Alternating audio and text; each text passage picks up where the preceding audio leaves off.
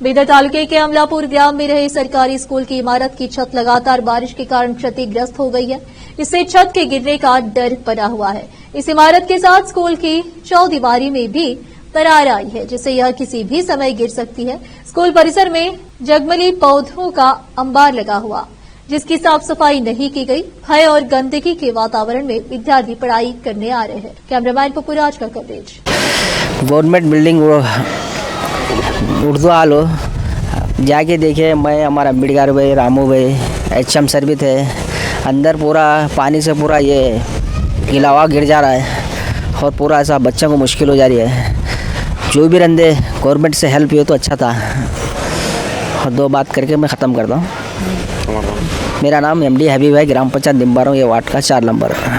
ಸುಮಾರು 4-5 ದಿವಸದಿಂದ ಮಳೆ ಬರ್ತಾ ಇದೆ। ಅದರ ಸಲುವಾಗಿ ಅಮಲಾಪುರ ಸರ್ಕಾರಿ ಹಿರಿಯ ಪ್ರಾಥಮಿಕ ಶಾಲೆ ಉರ್ದು ಮೀಡಿಯಂ ಸ್ಕೂಲು ಮತ್ತು ಕನ್ನಡ ಮೀಡಿಯಂ ಹೈಸ್ಕೂಲ್ನೂ ಇದೆ।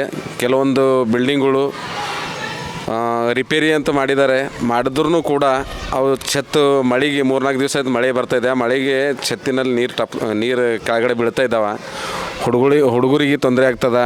ಮುಂದಿನ ದಿನಗಳಲ್ಲಿ ಏನಾದರೂ ಛತ್ತಾದ್ರೆ ಅದು ಬಿದ್ದರೆ ಮಕ್ಕಳೆಲ್ಲ ಪ್ರಾಬ್ಲಮ್ದಾಗ ಇರ್ತಾರೆ।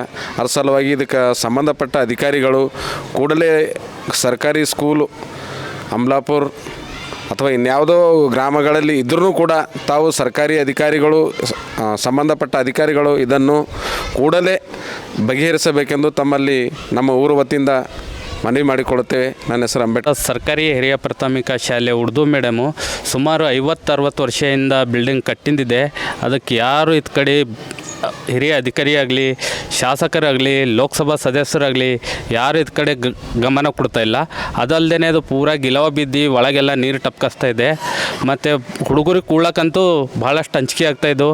ಅದು ಕೂಡಲೇ ಜಿಲ್ಲಾ ಅಧಿಕಾರಿಗಳಾಗಲಿ, ಜಿಲ್ಲಾ DDP ಆಗಲಿ, BO ಆಗಲಿ ಬಂದು ಇದು ಸರ್ವೆ ಮಾಡಿ ಇಮ್ಡಿಯೇಟ್ಲಿ ಆಗಲಿ ಆ ಬಿಲ್ಡಿಂಗು ರಿಪೇರ್ ಆಗಲಿ ಅಥವಾ ಡೆಮಲಿಸ್ ಮಾಡಿ ಸರಿಪಡಿಸ್ಬೇಕು। ಇಲ್ಲ ಅಂದರೆ ಗ್ರಾಮ ವತಿಯಿಂದ ಉಗ್ರ ಹೋರಾಟ ಮಾಡೋದಾಗಿ ಅಂತೇಳಿ ಹೇಳಿಸ್ತೀನಿ।